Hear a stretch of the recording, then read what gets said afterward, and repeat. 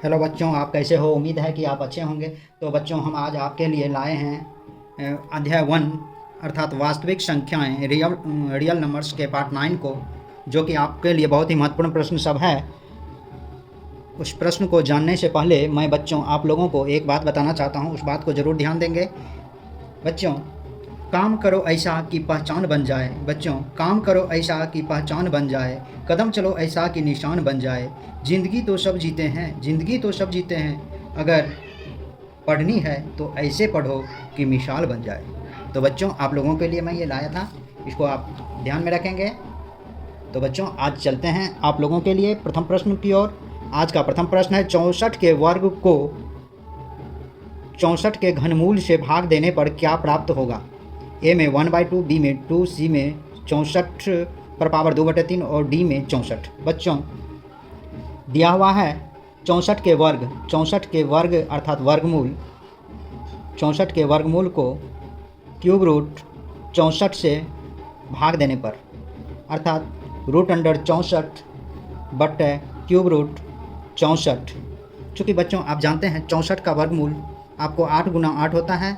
इसका जब घनमूल निकालेंगे तो बच्चों 4 गुना 4 गुना 4 होगा अर्थात 8/4 हो जाएगा। इसका घनमूल तीन तो एक ही तरह का संख्या गुना में है रूट के अंदर, तो उसमें से एक निकलता है। यदि रूट में दो संख्या एक ही तरह का हो तो उसका एक संख्या निकाल लेते हैं तो उसका रूट समाप्त हो जाता है। बच्चों, ये तो आप लोग जानते ही हैं, इसलिए इसका आंसर होगा 4 दूना 8 अर्थात 2।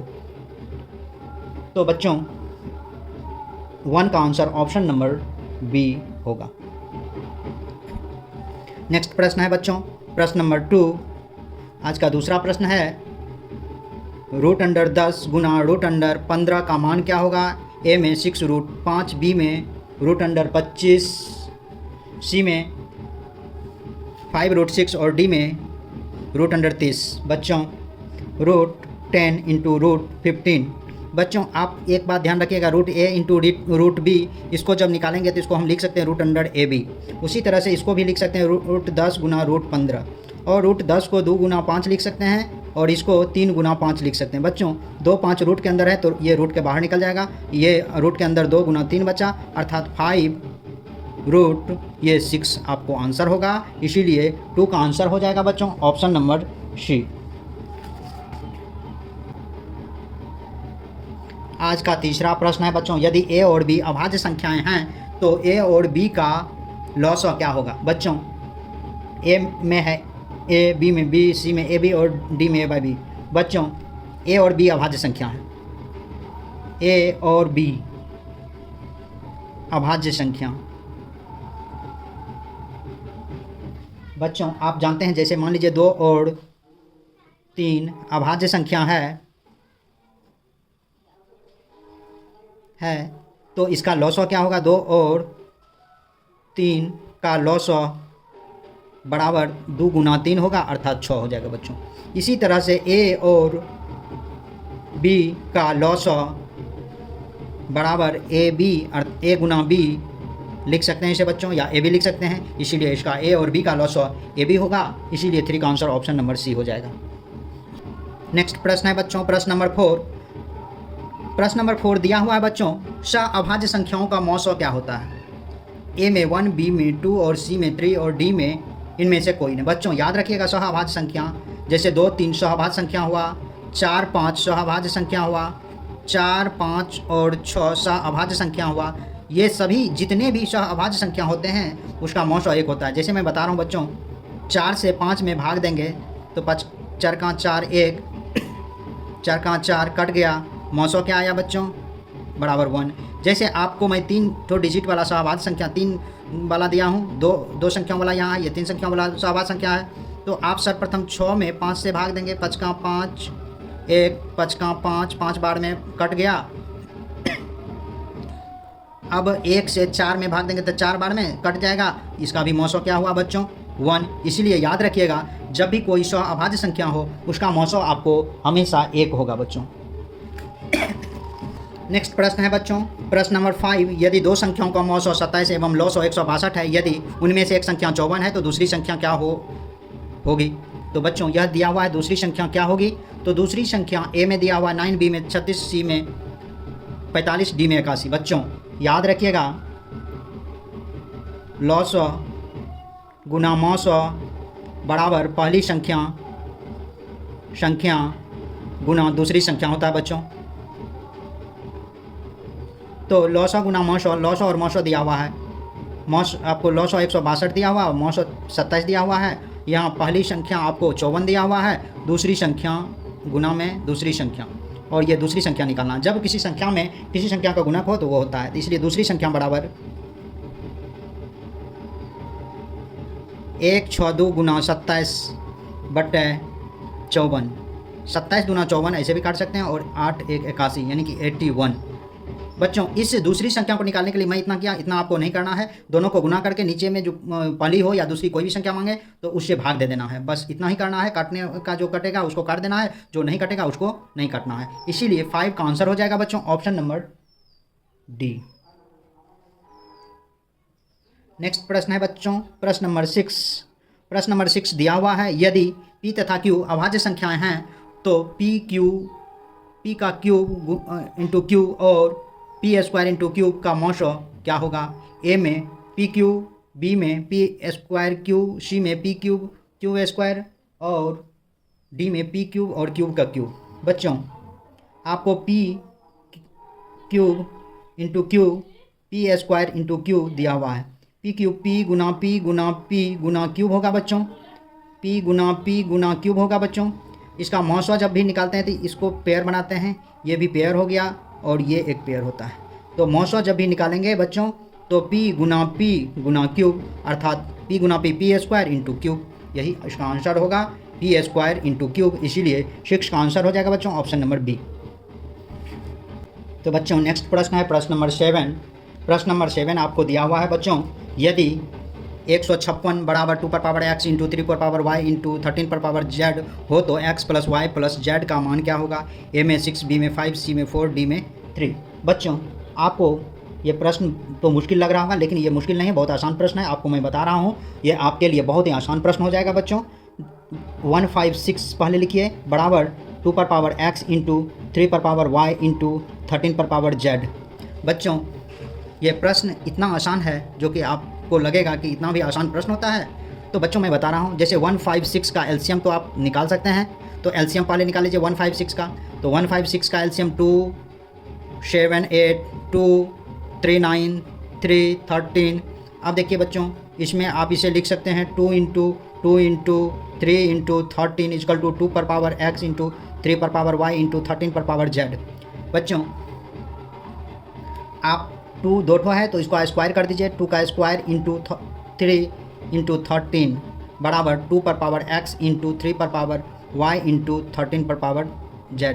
सभी को अलग अलग कीजिए, इंग्लिश में इसको सेपरेशन कहते हैं या सेपरेट कहते हैं।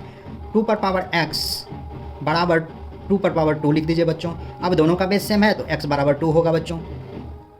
3 equal to 3 to the power y। अब 3 पर पावर इसको 1 लिख सकते हैं बराबर y, therefore y 3 to the power y होगा बच्चों। सॉरी बच्चों ये 3 टू दी पावर y होगा। अब देयरफॉर y इजकल टू 1 होगा, y का मान 1 हो गया। अब 13 दिया हुआ, 13 पर पावर 1 कुछ नहीं है तो यहाँ 13 टू दी पावर z। अब z इजकल टू यहाँ होगा 1। इसलिए आपको अब मांग क्या रहा है बच्चों, x plus y plus z बराबर x का मान 2 प्लस 1 इजकल टू 4। ऐड करेंगे तो बच्चों 2 का मान x का मान 2 है, y का मान 1 है और z का भी मान 1 है। इसलिए ये हो जाएगा आपको, इसका आंसर हो जाएगा 7 का बच्चों ऑप्शन नंबर सी अर्थात 4। नेक्स्ट प्रश्न है बच्चों प्रश्न नंबर 8। आपको प्रश्न नंबर 8 दिया हुआ है,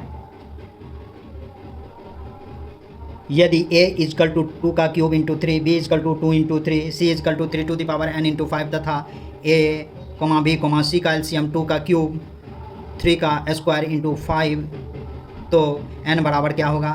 a में 1, b में 2, c में 3 और d में 4। बच्चों बहुत मुश्किल प्रश्न नहीं है, आप इसे आप देखें। a इजकल टू आपको दिया है 2 का cube into 3, b equal to दिया है 2 इंटू 3 और c इजकल टू दिया है 3 to the power n into 5। अब a, b और c का एलसीएम आपको दिया हुआ है 2 का क्यूब इंटू 3 का स्क्वायर इंटू 5। बच्चों 2 का क्यूब एलसीएम में जो अधिकतम पावर वाला होता है वही उसका आंसर होता है, इसलिए सबसे ये 2 इसमें भी है, लेकिन सबसे मैक्सिमम पावर 2 क्यूब है, 2 क्यूब ले लिया गया है। 3 इसमें भी है, लेकिन 3 इसमें स्क्वायर में नहीं है, लेकिन इसीलिए यहाँ 3 स्क्वायर में है, 3 स्क्वायर में है, इसका मतलब 3 यहाँ n बराबर स्क्वायर में होगा, 5 तो लिखा हुआ है। चूँकि 3 स्क्वायर में है बच्चों, चूँकि 3 स्क्वायर में है, 3 स्क्वायर है, इसीलिए n बराबर 2 होगा, क्योंकि एलसीएम में हमेशा आप जानते ही हैं कि अधिकतम घात अर्थात पावर वाले जो होता है उसका एलसीएम होता है। तो इसीलिए बच्चों n बराबर यहाँ आपको 2 हो जाएगा, क्योंकि अधिकतम 3 का अधिकतम घात किसी में भी 2 नहीं है। तो अब जब किसी में भी 2 नहीं है और यहाँ 2 लिया गया है, इसीलिए ये n का मान हमेशा जब 2 होगा तब 3 स्क्वायर इसका एलसीएम आएगा। इसीलिए बच्चों 8 का आंसर ऑप्शन नंबर बी हो जाएगा। तो बच्चों मुझे उम्मीद है कि आप अच्छी तरह से समझ रहे होंगे। नेक्स्ट प्रश्न है बच्चों प्रश्न नंबर 9। प्रश्न नंबर 9 दिया हुआ बच्चों P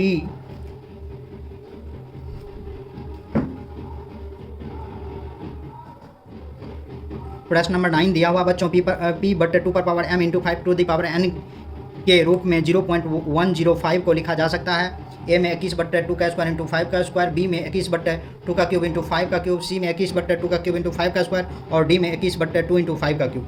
बच्चों सर्वप्रथम ये कह रहा पी बट्टे 2 पर power m into 5 to the power n के रूप में लिखने के लिए, किसको? ये 0.105 को लिखने के लिए। तो 0.105 इसको आप पॉइंट हटाएं तो 1000 हो जाएगा, यानी कि 105 बट्टे ये 1000 हो जाएगा बच्चों। 21 पंचे 105, 20 पंचे 100, 200 हो गया। 21 बट्टे 200 बच्चों आप तो देख रहे हैं सबों के ऊपर में 21 है, तो 21 तो आ गया आपको। अब क्या करें, 200 का एलसीएम निकालें। 150, 25, 5, 21 बट्टे 2 गुना 2 गुना 2 गुना 5 गुना 5, अर्थात बच्चों इसको आप लिख सकते हैं 21 बट्टे 2 का क्यूब इंटू 5 का स्क्वायर। अब देखिए 21 बट्टे 2 का क्यूब इंटू 5 का स्क्वायर कौन है? 2 का क्यूब इंटू 5 का स्क्वायर, अर्थात 9 का आंसर हो जाएगा बच्चों ऑप्शन नंबर सी। 9 का आंसर हो जाएगा बच्चों ऑप्शन नंबर सी। बच्चों आज का नेक्स्ट और लास्ट प्रश्न है, इस प्रश्न को आप देखें, बहुत ही अच्छा और आसान प्रश्न है। दिया हुआ है 0.3 पर एकरिंग प्लस 0.4 पर एकरिंग का सरलतम रूप है। ए में 7/99, बी में 7/11 और सी में 7/10 और डी में 7/9। बच्चों 0.39 पर एकरिंग प्लस 0.4 पर एकरिंग दिया हुआ है, इसको आप 0.3 पर एकरिंग को जब हटाएंगे तो यहाँ 9 होगा बच्चों, प्लस 0.4 इसका रेकरिंग और पॉइंट को जब हटाएंगे तो 9 होगा। 3 बटे ये 9 प्लस 4 बटे 9 हो गया बच्चों, इसका एलसीएम 9 होगा। 3 प्लस 4 हो गया, 9 1 जा 9 और 1 से 3 को मल्टीप्लाई करेंगे 3 और 4 9 1 जा 9 और 1 से 4 को मल्टीप्लाई करेंगे 1 से, जब 4 को गुना करेंगे तो 4 होगा, इसीलिए यह हो जाएगा 4 3 7 बटे 9 और 7 बटे 9 जिस ऑप्शन में है वही आपका आंसर होगा बच्चों, इसीलिए 10 का आंसर ऑप्शन नंबर डी होगा। तो बच्चों आज के वीडियो में बस इतना ही। मेरे YouTube चैनल पर बने रहने के लिए आप लोगों को बहुत बहुत धन्यवाद, तथा मेरे इस प्रकार के वीडियो को देखने के लिए मेरा चैनल को जरूर से जरूर सब्सक्राइब करें और मेरे चैनल को और लोगों में शेयर करके इस तरह के प्रश्न को पहुंचा के उसको भी लाभ पहुंचाए, जिससे कि उसको भी सहूलियत होगी पढ़ने में और मुझे भी लाभ मिलेगा। तो बच्चों बहुत बहुत धन्यवाद।